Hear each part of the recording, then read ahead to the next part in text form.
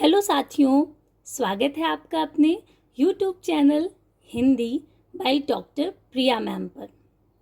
आशा करती हूँ कि आप सभी स्वस्थ होंगे और अपने एग्ज़ाम की तैयारी पूरी शिद्दत से कर रहे होंगे। तो उसी एग्ज़ाम की तैयारी में आपकी मदद के लिए मैं लेकर आई हूँ ये वीडियो, जिसमें डॉक्टर हरदेव बाहरी जी की प्रसिद्ध पुस्तक हिंदी भाषा का संक्षिप्त परिचय मैं प्रस्तुत करूंगी। अगर आप UPHESC की तैयारी कर रहे हैं या UPSC, TGT, PGT, net, JRF Hindi,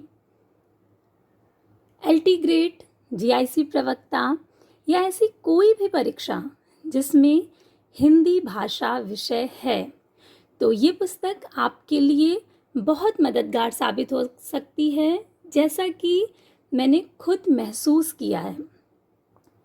तो स्क्रीन पर जो आपको ये पुस्तक दिखाई दे रही है, ये है हिंदी भाषा डॉक्टर हरदेव बाहरी जी की।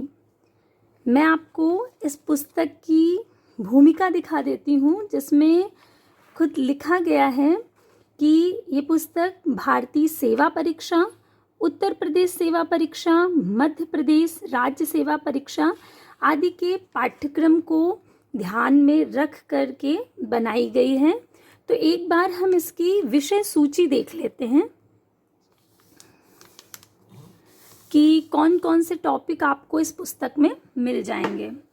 तो पहला टॉपिक है प्राचीन भारतीय आर्य भाषा, जिसके अंतर्गत वैदिक संस्कृत और लौकिक संस्कृत आते हैं। फिर है मध्यकालीन आर्य भाषा की पहली स्थिति, मध्यकालीन आर्य भाषा की दूसरी स्थिति, मध्यकालीन भारतीय आर्य भाषा की तीसरी स्थिति, अर्थात पाली, प्राकृत और अपभ्रंश। फिर है